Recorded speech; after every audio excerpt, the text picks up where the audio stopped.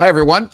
Rich Schefren here. I have not done a live stream in what feels like several years. It's probably been at least a year, I think. And for tonight, what I thought I would do is just kind of do something that I thought was relevant to me right now. How do I get out of a slump? Because I just recently got out of a slump. And also just a short live stream to kind of reintroduce myself to live streaming because it's been so long. And because of that, it feels a little awkward, to be honest with you. Just I'm sitting here in my office all alone, talking to a empty screen right now, and hoping that some of you show up and throw some questions at me because I would love to answer some questions. So if you have any, by all means, put it in the chat. It's been an insanely up and down kind of experience the last couple months for me, dealing with a bunch of different things, from changing the management of my company to my mother being diagnosed with Alzheimer's, and that progressing much more rapidly than any of us would have thought, to just the normal challenges of being a friend, a dad, a spouse, so this and that. Hey, Lorna, sorry, I know I owe you a call, and we will eventually talk. I apologize about that. Hey, geez, I'm going blind too, if that wasn't bad enough. Hey, LS, good to see you. And so if you have any questions, let me know. Just put it in the chat, no matter whether you're on Facebook or YouTube, and it will show up on my screen. I think every entrepreneur goes through phases where they feel totally like they could take on the world. And then there are times when they feel like they would prefer to lie down on the floor in the fetal position. And as long as that doesn't happen back and forth, back and forth, back and forth, then that's normal, right? There'll be times when you feel like you can do so much more. And then there are times when you can feel like you can't. And I've recently gone through a time where I felt like I couldn't. And so this is highly relevant to me. And I wanted to share some of the things that I feel can make a big difference, both for you and for me. So what I would say is that the first thing that I try and do when I hit a rut or a slump is to look at my routine. Now, if I've kind of fallen away from my routine, my morning routine, let's say, then my goal generally right up front is to reestablish my morning routine. But so let's talk about that first. My morning routine is I get up at 6 a.m. I'm working out by 6:30. I have a checklist of all the things that I want to check off in the morning, which includes PEMF, red light, cold plunge, exercise with oxygen, jump rope, and so on and so forth, right? I take a bunch of supplements in the morning. I take bromantane, and if you don't know what that is, look it up. It's one of the few stimulants that's also an anti-anxiety, which is kind of cool. Bromantane. I write in my journal, and in my journal, I make sure to take some time to identify what it is that I'm grateful for, people, places, ordinary things, and meditate. But let's say you don't have that morning routine, and you're hit a slump or you've hit a rut. You would want to establish a morning routine. And if it's not working for you, then possibly change the routine dramatically. There have been times in my life where I've changed my routine dramatically and it changed my day, right? It changed how I experience the day. So there are times where I depart from that daily routine that I just went through, that is really what I tend to bring out the best of me. I will sleep really late. And I won't wake up early. I won't work out. I will wake up late, do my calls, and then maybe I'll do some of that stuff in the evening. Or take a few days off. But dramatically changing your routine is another way that you can really make a big difference in how you perceive the day. And I guess that's the older I get, I'm now in my mid 50s, right? The older I get, the more I realize good day, bad day has a lot more to do with what's going on in here than it is what's going on out there. And that there are days when I didn't get a good night's sleep the night before and everything seems horrible. And there are days when I've gotten a great night's sleep and those things that seemed horrible when I didn't get sleep seem really easy to surmount. So I recognize so often these days that it's much more of an internal issue than anything external. And I actually have some quotes that I want to share with you towards the end that have made a difference to you. So let's see here. I'm going to try and answer questions just kind of as we go right now. I think that what I'm going to be doing is I'm going to be doing live streaming much more frequently, probably scheduled at some point really soon. And then I'm going to try and actually tie down some kind of format that makes sense. But today we're going to operate with no format. I'm just going to jump around because this was really more for my team to schedule the live stream as opposed to me, so that we can get some practice with that. And for me to just kind of clear the cobwebs, so to speak, and get used to being on air again. So I have to look to the side right now just because of the way I have this set up when I want to look at comments. So Robert Bowman, let's see. Oh, I can show these now. Oh, and I was told that I have to look up here when I put them so that it doesn't look, so that they can still see me. Hey, Rich, great to see you back. I'm at a point of raising the pricing in my rates and my agency services. What's a good formula to not scare off people but attract higher paying clients? Great question, Robert, and I'll get back to that. I was just actually reviewing some notes on pricing, and pricing is one of the most significant decisions that you can make. And I think, Robert, I'd love to do a live stream on pricing, although I definitely would have to prep for it. I can tell you, let's see if I can just find that book really quick. Pricing. Let's just see if that happens to come up. You know, they tell you that dead air is the worst thing that you can do.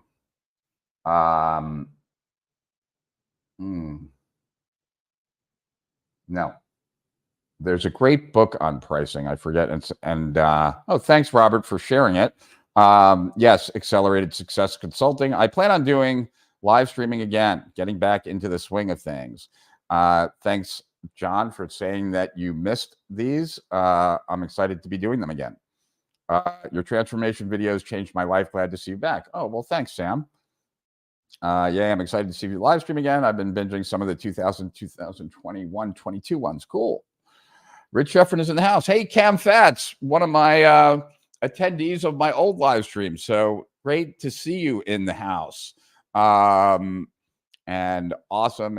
Accelerated Success Consulting. Morna, I'm sure there's something behind that. I'm interested in hearing all about it next time we talk. So the first thing is looking at your morning routine, your daily routine. Is it working for you? Did you get away from it? If you got away from it, can you get back to it? Or if it's not serving you, then possibly dramatically changing it. The other thing that I find that is helpful for me is to, believe it or not, create a stop doing list. That I find that my ADD brain gets me into a whole bunch of things that are non-productive. And sometimes I have to take a step back and look at all the things that I'm wasting time on and create a stop doing list. And that stop doing list isn't necessarily forever, but maybe for the next week or the next 2 weeks or the next 3 weeks. I won't be doing whatever that thing is or those group of things that seem to bring me to a worse place, right? So a stop doing list. Reestablishing healthy distractions to replace unhealthy ones. So I find I have to do this one more frequently than I would like to admit. A lot of times I get into the habit of watching just way too much YouTube.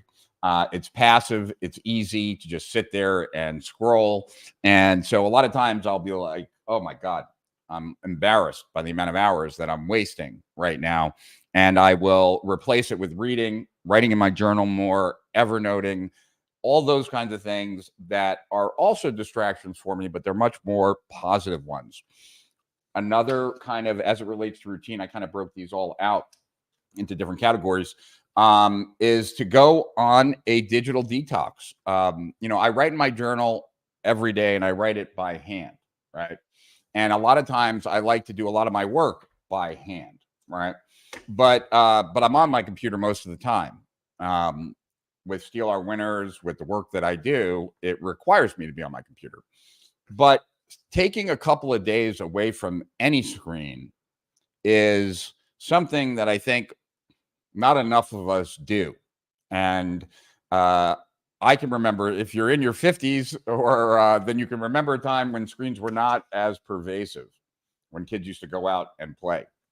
And there is a huge benefit, right? And so let's kind of even pull back for a second and talk about a slump. Like, what is a slump? And for me, I'm using it kind of loosely. It could be a rut or a slump. It's really where you are not really into it. You're not feeling like you want to take over the world. You're not feeling like you're making progress, and it just is blah, right? If someone asks you how you're doing, maybe you go meh, right? So that's what I'm talking about. And that overall feeling, it's difficult to thrive when you feel that way. And so the goal is to reverse that, right? To get out of that. And so the last thing on routine, if you don't do it, it's also really can be very beneficial. And that is taking an hour a day to learn something new, like a learning hour each day, right? There's an excitement, if you pick the right things to learn, that can carry forward into the rest of your day. Now, the next thing, right, that I want to talk about is goals. And, my personal feeling about goals is probably different than most, and I'll share it with you. And it's not that I'm suggesting that this be the way you look at goals. I'm just sharing what works for me. And this is based on what I came up with when I went through my midlife crisis in my early 40s. And in my early 40s, I had surpassed all the goals that I had for myself. And, I'm not saying that like to brag in any way. Maybe I had really low goals, but I had surpassed them. I made more money than I had ever thought I was going to make. I had more notoriety than I ever thought I was going to have, et cetera, et cetera. And I wasn't happy. And that really started a tailspin, like, a negative spiral, you could say. And I tried for a period of time. There were a lot of other things going on, but let's not go there. I tried for a period of time to have figuring that I was pursuing these goals because I thought they would make me happy. I surpassed these goals and I'm not happy. Maybe I shouldn't have any goals. Well, that didn't work at all. At all. My girlfriend has tuned in, Kim Deslick, and she said, "Yay, let's take a break from screens and go on a vacation." I like that idea, Kim. Where you want to go? But I decided no goals, and that didn't really work well at all. And then one night in my journal, I was writing about, this malaise that I was feeling, and what could I do to get out of this malaise?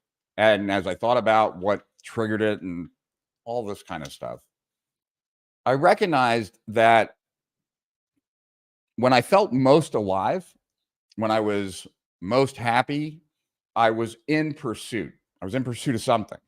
And it didn't matter what it was. My junior year in college, it was a girl. When I had my first clothing business, it was about changing the way that people buy clothes. Or when I had my hypnosis centers, it was about changing the way mental health was being done. But I had these goals that I was pursuing. And it was not the accomplishment of any of those goals that made me happy. In fact, they were kind of a letdown.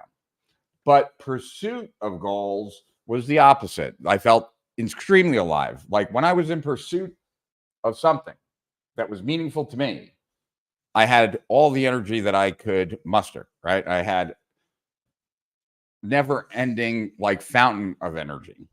And so what I realized about myself, and you could try it on and see if it fits with you, is that that's the only purpose of a goal for me. The only purpose of a goal is, does it get me out of bed in the morning wanting to do stuff? And if it does, then it's a great goal, because the accomplishment of the goal for me is not going to be the payoff that I thought of, right? But the pursuit of it is what life is all about. So for me, if goals are no longer getting me going, getting me juiced, then it's really a scream that I need to change my goals. I need to find goals that I would find empowering, pursuing, etc. So I find that for me, that matters, right? But in addition to that, I've also played with timelines of goals. Like instead of having these goals way out there, maybe I have a daily goal. I had a client that was not, his business, I don't remember. I'm going to make up numbers because I really don't remember it. But let's say he was making $1 million a year. But he had this goal of doing $3 million a year, but that just wasn't exciting to him. And what was interesting, though, was when we broke it up into a daily goal, that 3 million, let's say divided by 200 work days a year. So that's 15,000 a day. And I'm just playing with numbers here, so the numbers are kind of unimportant. He then had a purpose each day to generate $15,000, right? And that to him was exciting, especially when he made it into a game, to see how early he could make that 15 grand, because then he was checking out for the rest of the day. So, can you play with the timeline? For me, short-term goals seem more exciting than long-term goals. So change them, set clear goals if you don't have them, set goals that get you into pursuit of something that matters. And then also, what I found is setting a personal goal, a challenging goal outside of work, maybe something physical or personal, something that doesn't revolve around work, can also be quite uplifting. So for me this year, my goal is to jump 1.5 million jump rope jumps. I'm at 1.3 something million. So I'm hoping to get to 1.5. I did 1.1 million last year. 1.3 million jump rope jumps is 175 hours of jumping. And so that's where I'm at right now. But I can tell you that also provides some momentum, some push. Each morning when I do jump rope, it makes me feel like I'm getting closer and closer, and that is exciting to me, and that enthusiasm can carry forward through the day. Felicia said, how does Cabo in June sound? I told Kim that we need to book those hotels. So I'm hoping maybe we could do that tonight, Kim. Maybe we could stay there a little bit extra long. Okay, let's talk about more physical stuff, because that's what's next on my list. And some things that I've done physically to get out of a rut, besides setting like these big physical goals, is sometimes I'll take a day and just do all physical activities, right? A day of working out, just to kind of do a reset, where I push my body to the absolute limit that I can. I will fast. I will go on a multi-day fast. I'm trying to just disrupt whatever is occurring, right? I'm trying to figure out, if I change this, what else cascades, right? What dominoes does that kind of set down so that things just change as they are? I also found this, right? joining a gym, especially a gym that has like a group kind of workout, can be really one of the few places that adults can meet other people really easily, especially people that are also interested in improving themselves, bettering themselves.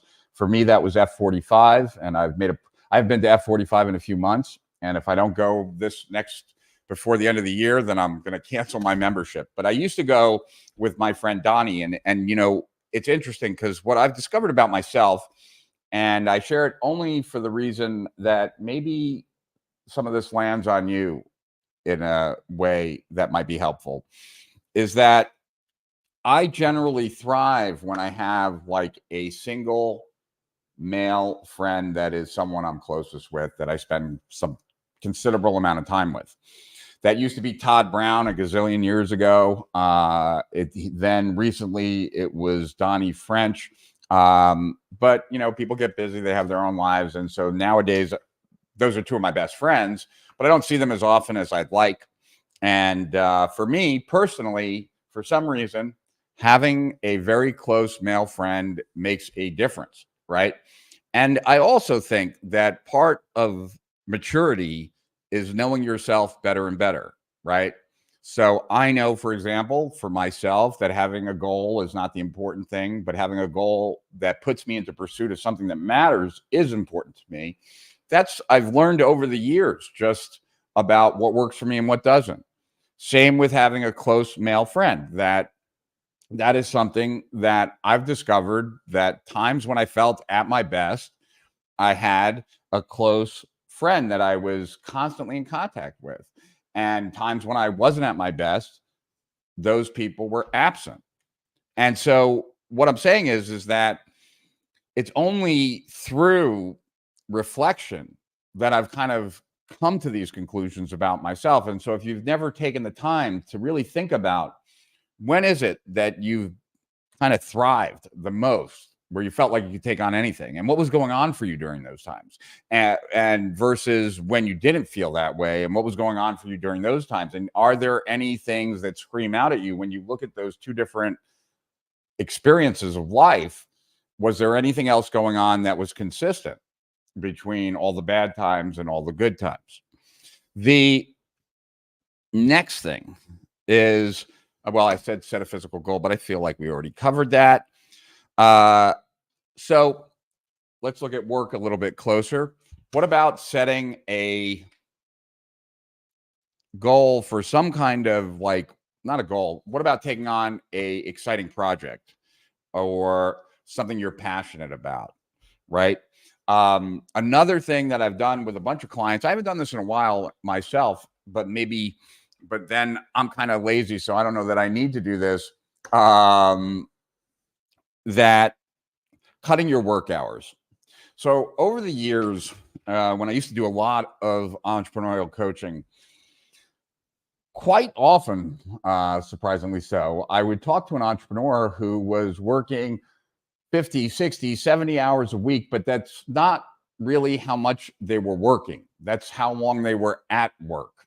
And maybe they were getting, let's say they were working 10 hours a day, but they were getting 2 hours of work done a day, like real work. And what I found that worked best for those entrepreneurs was actually cutting their work hours way down, but that they had to live with that, right? So if they were only getting 2 hours of productive work done a day, then maybe they only allow themselves to work 2.5 hours a day. And that first day, they're going to get almost nothing done. The second day, they're going to get a little bit done. But by the third or fourth day, as work starts to pile up, they start operating a little bit differently. They start making decisions a little bit differently. They don't answer their phone when it rings during that block of time. An employee or team member asks if they have 10 minutes and they say no because they only have these 2.5 hours to work. And what slowly happens for some, but for others, it happens very fast, is that all of a sudden, those 2 hours or 2.5 hours that they're working, they are getting 2 hours to 2.5 hours of work done.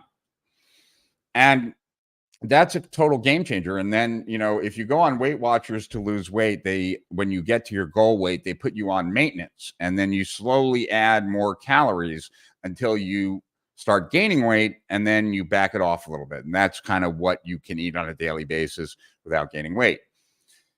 In this example, right, you would only add time back to your work hours in half-hour blocks where you can maintain some sort of ratio of productivity based on time invested.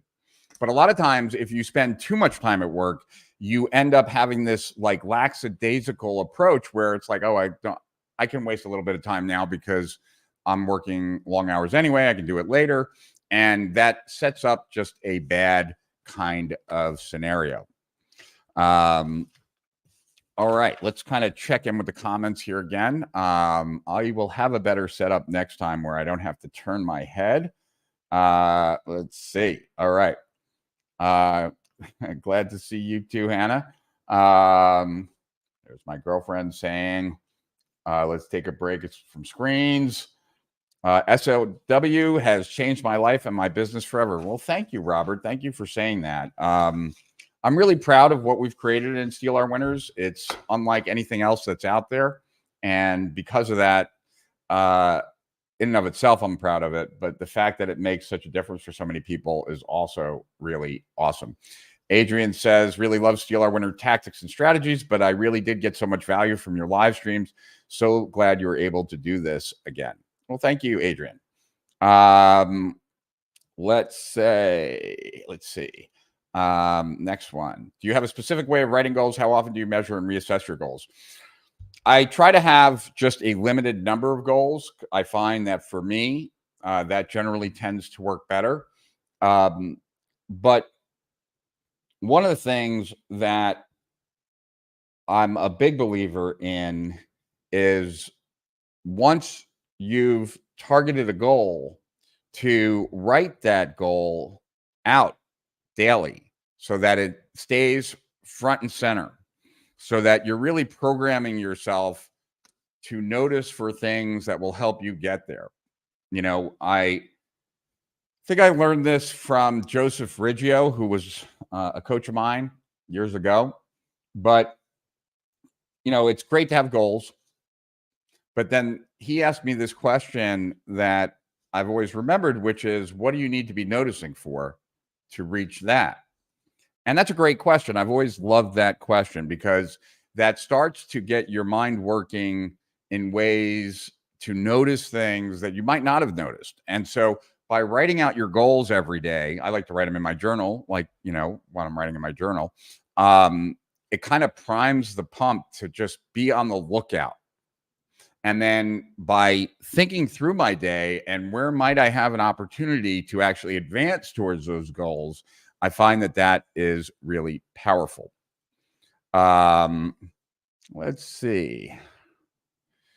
What's this? What are some methods you would recommend to maintain an appropriate amount of skepticism and not allow it to create paranoid boundaries? I've never really had that challenge, so it's hard for me to say, Robert. As I've gotten older, I guess I've gotten a little bit more skeptical, but I tend to want to believe. And I haven't, I think everyone's been screwed over in their life. I have, as well as I guess everyone else. But I tend to default to that the world is a good place and people are good.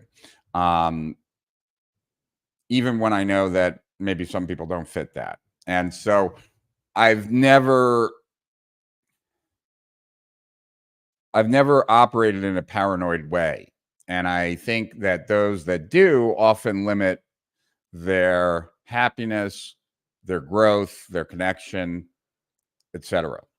So I'd rather get screwed than be the person screwing someone.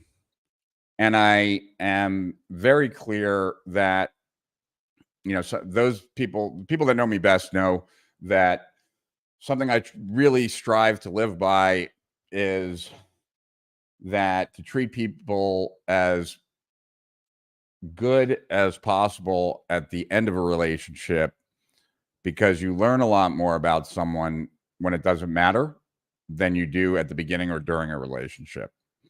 And so to me, I don't really operate in a paranoid way, maybe to a detriment.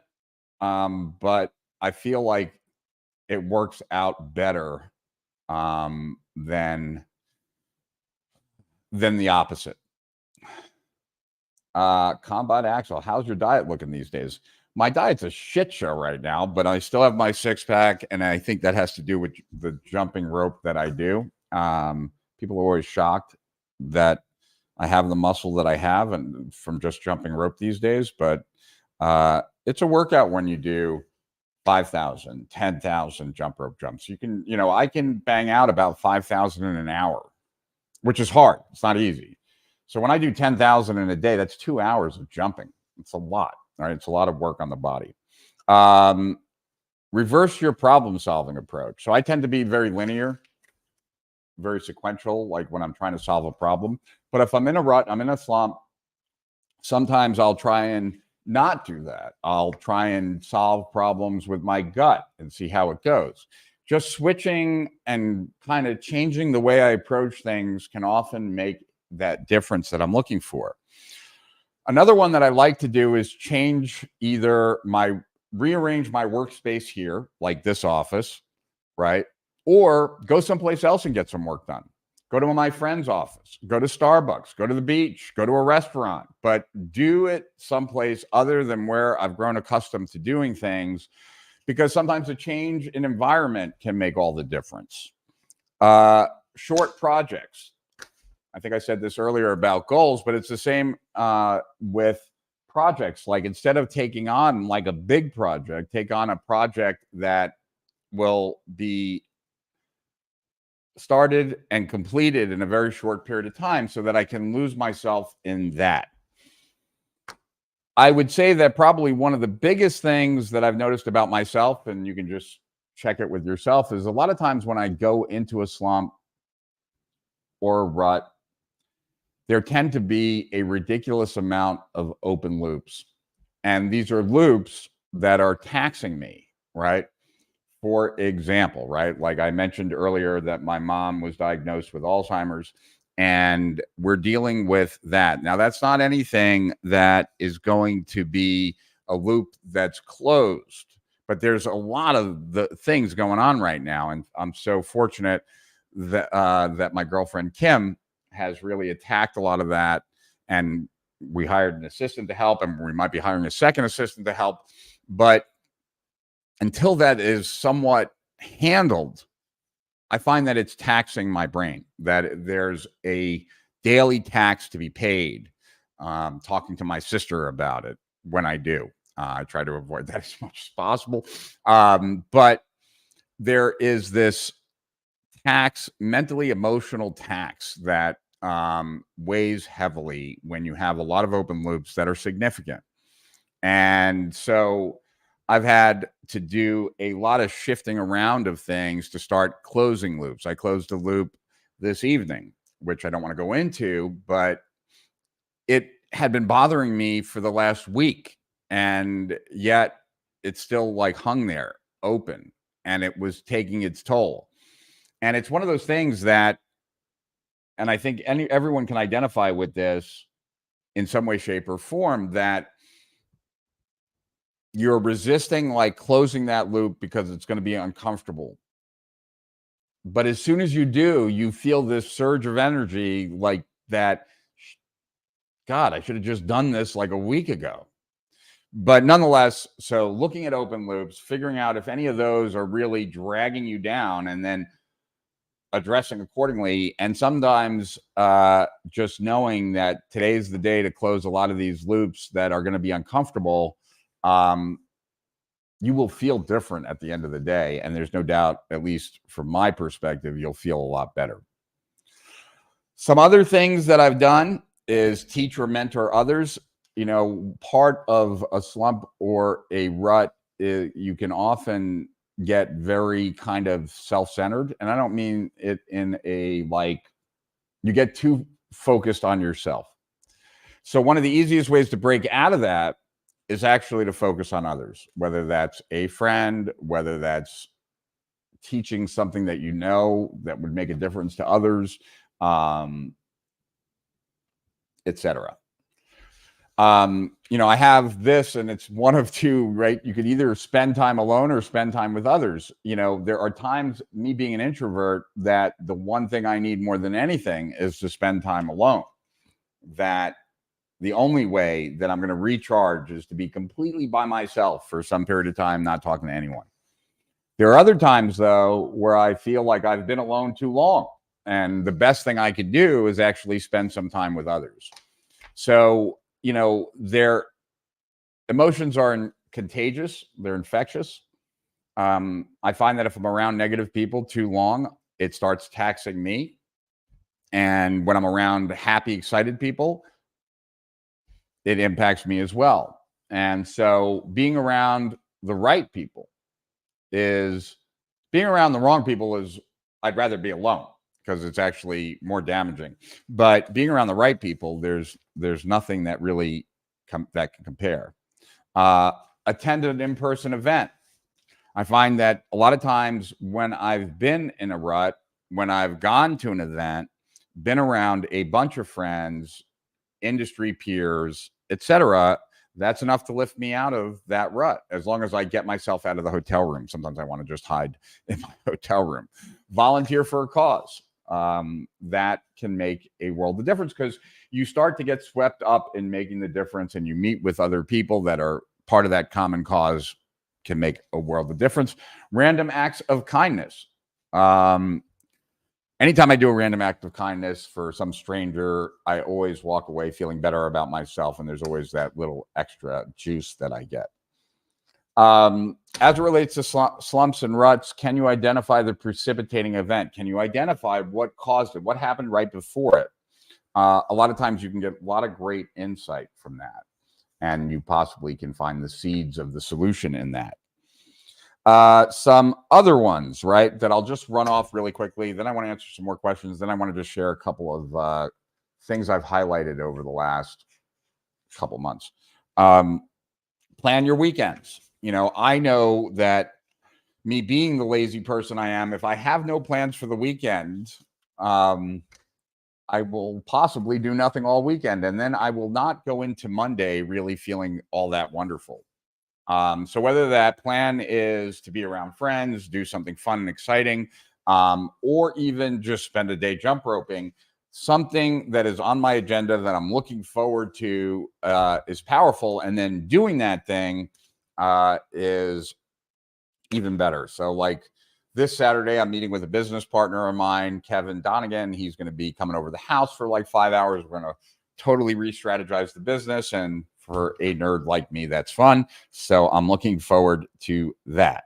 An artistic or creative endeavor. You know, the closest I get to that is designing my slides for my PowerPoint presentations, but I can get lost in that and I really enjoy it. And I'm not very artistic, but yet I really enjoy that. And so if I had more talent, I'd probably do that a lot more often, but I do enjoy the creative artistic endeavor, especially in an area like that isn't writing, because writing is too close to home and feels like work. Pursue a hobby. You know, one of my mentors, Mark Ford, also known as Michael Masterson, is probably the most well-rounded person, the most Renaissance man I've ever known. And I'm envious of how many hobbies and interests that he has. He's a world champion in jujitsu. He's written books on poetry. He's written best-selling financial books. He's built $1 billion company and many $20 to $50 million companies. He has the largest palm tree nursery. He collects palm trees in the U.S. He's one of the largest collectors of Central American art, and the list goes on and on and on. Having hobbies outside of work helps you recharge, makes you more interesting, and makes you more worldly. Over communicate. I have a tendency when I hit a rut or a slump that I tend to withdraw and isolate, and I know that that's the worst thing I can do. And so pushing myself to talk to more people often helps me get out of the rut. But I have to push myself because I know that left to my own devices, I want to hide in the fetal position under my desk. Let's see. I try to limit big decisions, and I try and eliminate decisions on mundane things, like the stuff, like, you know, if my girlfriend is still watching, she'll know this very much about me. Like with the stuff with my mom that we're dealing with, there's 100 problems. I want to focus on just 2 of them because those are the most important. And I don't care about the other 98, you know, and I can tell you that my sister cares about all 100, and I think she's about to have a nervous breakdown. So really kind of looking at what's really most important and kind of pushing other things to the side. Maybe not forever, but for some period of time to allow you to kind of get back into your best self. Be more selective, say no to more things, to give yourself more space. Collaborations. Collaborations to me are so valuable. Sometimes when you get into a slump or a rut, you need to kind of catch some energy from the people around you. And so I find that when I collaborate with others, oftentimes my energy level goes up as long as it's the right people. Learn something new, implement a no meeting day so that you totally do have the space and time. One of my favorite books in the self-help field is called The Slight Edge. Recommend that. And then also when it comes to your business, if your business has hit a slump, maybe take a week. Now, I'm not talking about like for long periods of time, but maybe don't focus on profit for a week.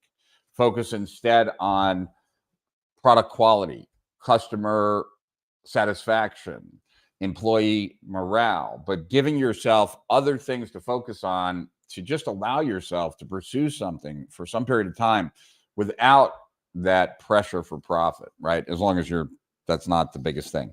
So those are some of the things that I put on this list of different things that I do and have done to overcome a slump, to get myself out of a rut. And I think we're making pretty good time. So let's like check it back in with everybody here. And I wonder if I can, let's see here. 1 second, guys. Just bear with me 1 second to see if I can actually just have this open in 2 different windows at the same time. Because if I can, then I can have it. Let's see. Enter studio. Let's see how this goes.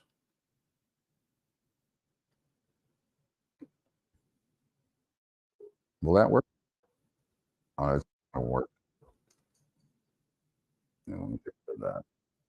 Which one? Oh, I keep gonna stop. Stop. Okay. Nope. Still not going to work. Okay, I'll leave that. All right, that didn't work. But you know what? Let's see here. I think I should be able to do this. Hold on. Next time. Let's see here.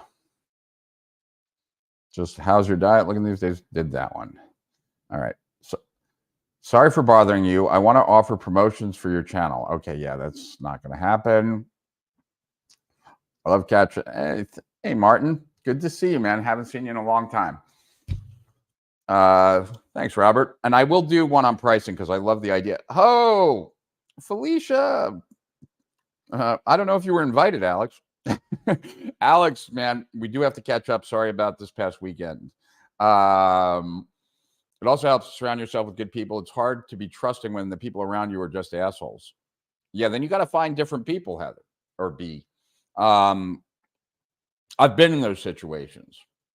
And I can tell you that, one of my favorite times of working in the last, I'd say 10 years was my time working in Agora Financial when I was working with Joe Schriefer, Pete Coyne, Katie, Ivaldo, just a great group of people. And I looked forward every day to coming into work and spending time with those people.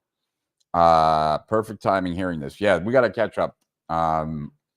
Looking forward to that. True, when you procrastinate, you won't get inner peace. You will just keep worrying about the things you haven't done. Yeah, that's been my experience for sure. Sending love. It's not easy watching a parent decline with dementia. Glad you have support around you. Take care. Yeah, no, it's not pleasant at all. especially when other people are trying to take advantage. And that's really what we're dealing with a lot. I guess he is invited.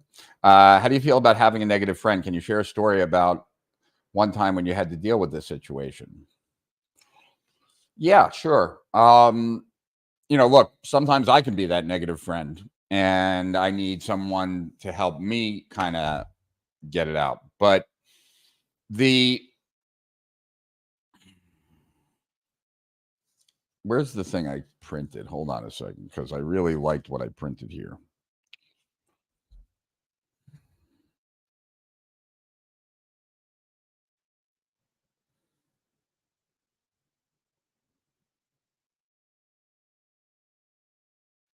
Um, the one thing that I would say on this is that, well, one is to have a conversation with that friend. But, you know, there are, so having a conversation with that friend, right? Let's start there. And that there's always going to be things to be upset about, right? No one that I know has everything in their life working perfectly, right? Just like I don't really know anyone that gets it all done, gets everything done, like that has left nothing undone, right? So if I have a friend that constantly feels stressed because they're not getting everything done, it's a conversation to let them know that that's never going to happen. And so they're going to have to get to be okay with that. That there's never going to be a time in your life or my life where there isn't a problem.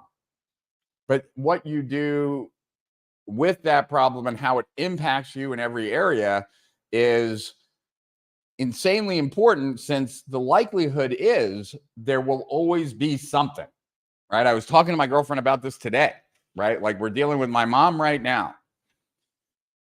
But, with kids, parents, friends, there's always something, right?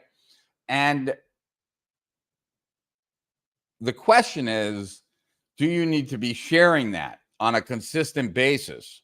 Because, like, the friends that I have that I enjoy the most are the people that, when they're around, I just find myself uplifted, right?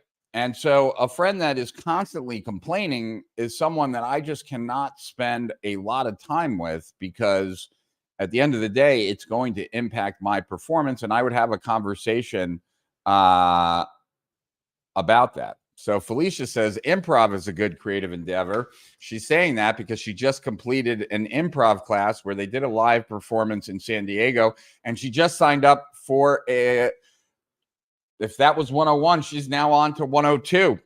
So anyone in San Diego, I would pay top dollar for a smuggled video on your iPhone of Felicia's next improv performance. Free consulting for a year. If you live in San Diego, that would be the easiest way to get me to work to grow your business. Mike Marin in the building. Oh, nice. Hey, there he is. Slight Edge is a great book. Yeah, one of my favorites. I wasn't the biggest fan of Mike Marin of it, Mike. Oh, I love The One Thing and The Power of Less a lot more. Interesting. Cool. How to stay energetic and never lazy forever. Please elaborate on the two. Wow. Well, stimulants are always a good thing. As someone who's used a lot of them, right?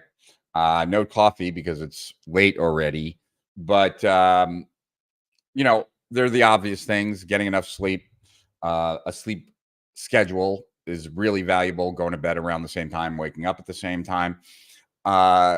Never lazy forever. Well, I am lazy, but I'm not always lazy. And the easiest productivity tip is to work on things that you're passionate about. And so if you're doing the things that you're meant for, if you're pursuing the goals that are exciting to you, then those things shouldn't really show up too often. That's what I would say. Onyeka. Thanks, Wayne. People are the juice of life. Yes, people are the juice of life. People are also the source of most problems. So it's the good and the bad, right? And something I've shared on numerous other live streams that was shared with me by a psychologist is that all trauma happens in relation to other people. And the tendency after trauma is to isolate yourself, but yet all trauma gets resolved in relationship to other people as well. And that's why it's so bad to isolate. But people, yeah, relationships are everything at the end of the day, right? This is a great list for getting out of a slump. Thank you. This is timely. Cool. Not gonna happen.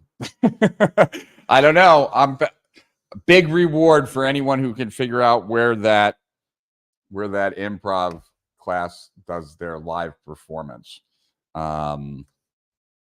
Huge reward. It could happen, Felicia. All right, so let me just share some quotes that I like in podcasts that I've listened to that I wrote down. So take it for what it is, but these were things that in the course of listening to countless podcasts were, for me, writer downers, right? First one, I wish I could credit who said these things. All I can tell you is that none of them came from me. Okay. Find 3 hobbies. One that makes you money, one that keeps you fit, and one that makes you creative. I thought that was kind of cool. Being honest leaves you with a clear mind, free of lies running through your head, which you're forced to keep track of. Like that one. Desire is suffering. Every desire you have is an access where you will suffer. So just don't focus on more than one desire at a time. The universe is rigged in such a way that if you just want one thing and you focus on that, you'll get it. But everything else you got to let go of. Right? Mark Ford, Michael Masterson used to have a goal program, and it was like pick one goal. If you have 2 goals, the chance of you hitting that first goal just went down 50%. If you have 3 goals, the chances of you hitting that first goal just went down 66%. Right? So there's a lot of wisdom in that. In today's day and age, many people think you get peace by resolving all your external problems, but there are an unlimited number of external problems. The only way to actually get peace on the inside is by giving up on the idea that there are problems. It's just the way it is. Like that. If you have something you really want to do in life that feels important, there's very rarely going to be a convenient time to do it. I agree with that. Success in many areas of life can be measured by the number of uncomfortable things you are able to do or uncomfortable conversations you are willing to have.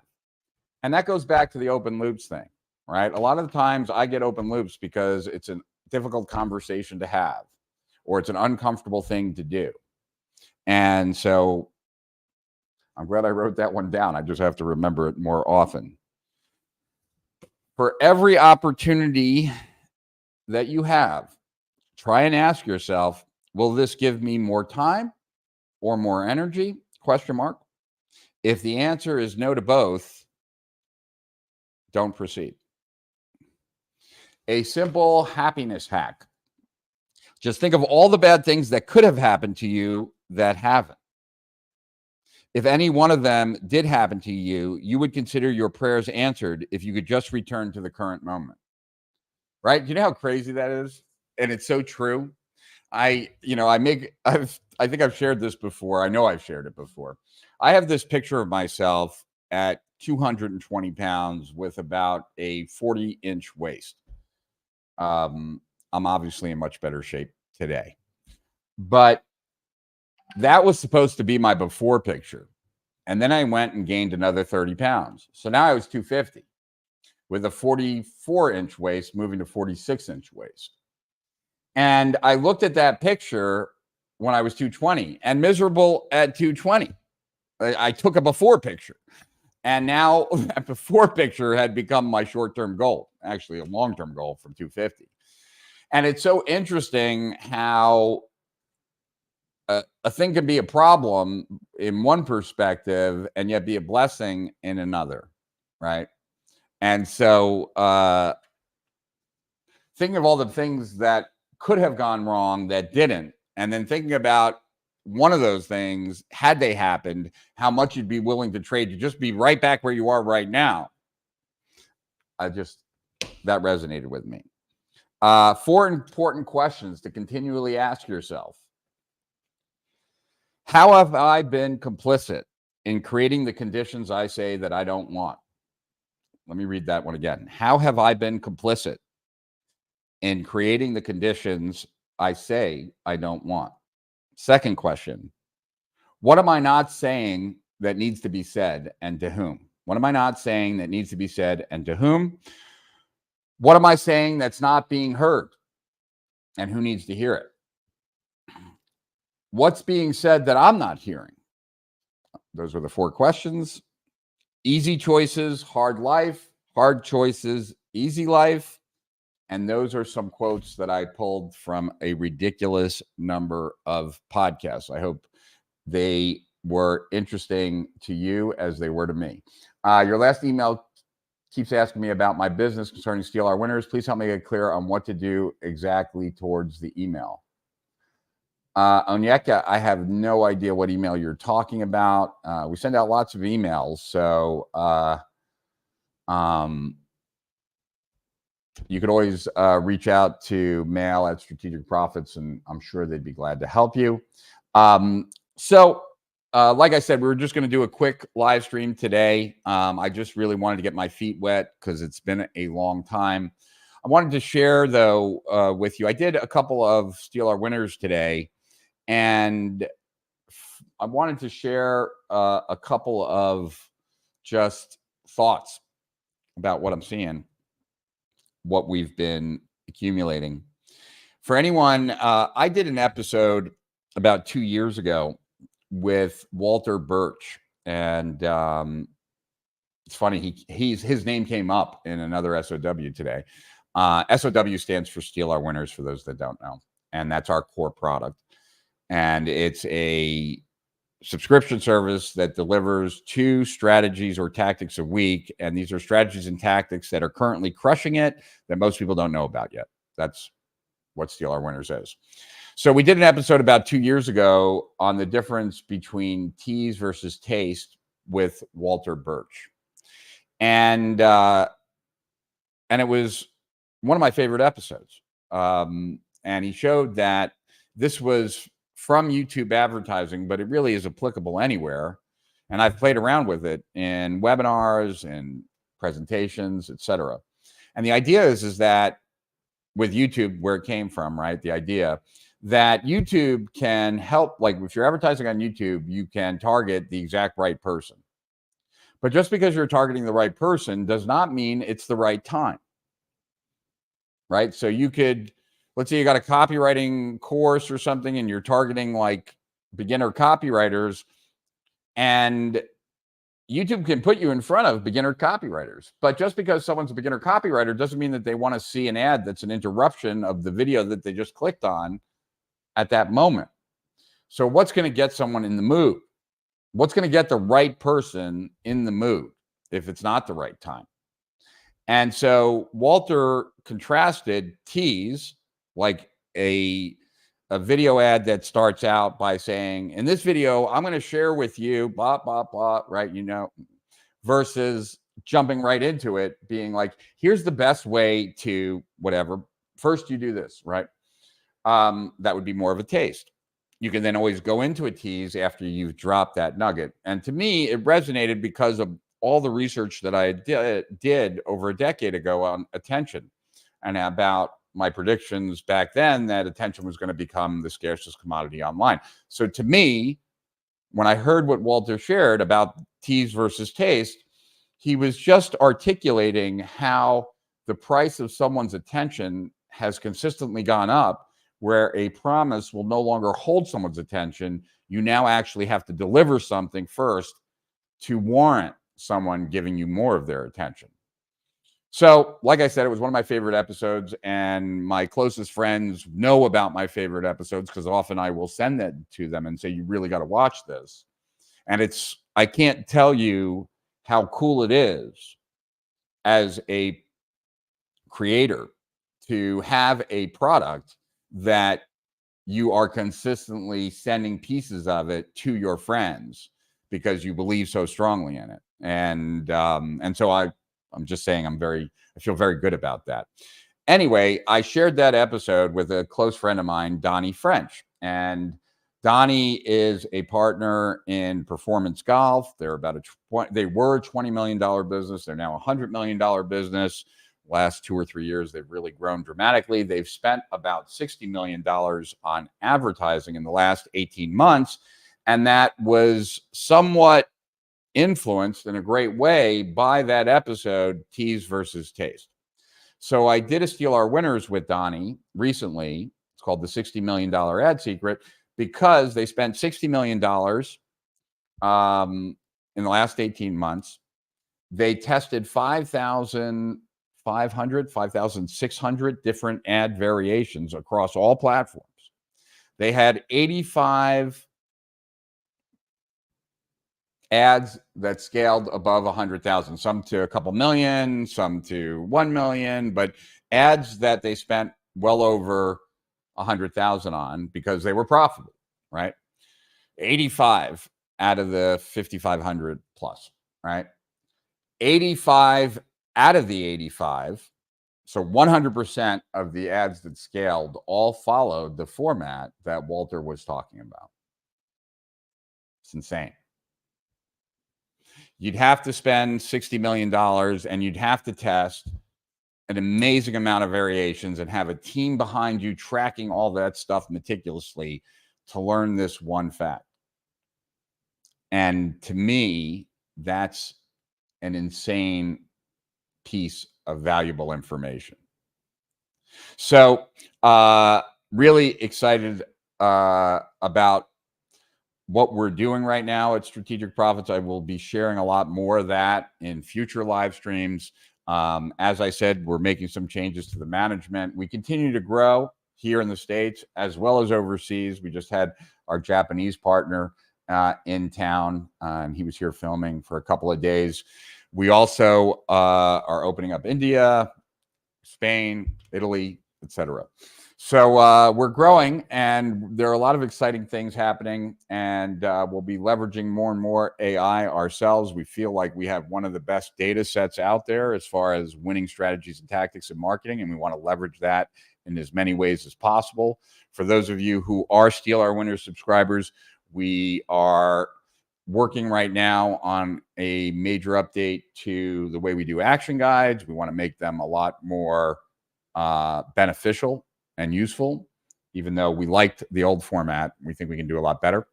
We're also going to be changing our email strategy as well. So if you're on our list, you're going to see and you are a subscriber, you're going to see a big difference there. I just wanted to say thank you for joining me. Thank you for making this so that I'm not just talking to an empty screen. And I'm going to try and keep what I said as far as to an hour. I have more jump ropes to do today because I haven't finished.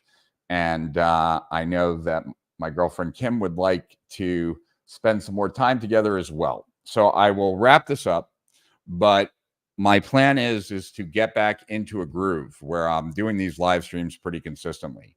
If you were watching my live streams a long time ago, then you know that one of the things that I always wanted to do was figure out a way where we could take content from these live streams and then turn them into YouTube videos for people who are not checking out the live streams. And I feel like we're much closer to that today. Have a great team that's really starting to work on my YouTube. If you haven't checked out my YouTube channel, please do. What you'll see is a very interesting mixture of live video of me plus a digital avatar of me. And so the team uses the digital avatar of me to set up scenes, to explain certain things. And it's really cool to just be surprised myself when I see the videos that are being put out. So really cool stuff there. You should definitely check it out for no other reason. If you're watching this and you like my content, but even if you didn't like my content, you somehow just tripped on this, it's interesting to see the combination of using a digital avatar of me, right? And then live me going back and forth. So it's kind of cool. And Yeah, that's about it. I think we'll end here. I will talk to everyone real soon. I assume that I'll be doing another live stream next week. Don't know when yet, but we'll figure that out. Until then, to higher profits and beyond, Rich Schefren over and out.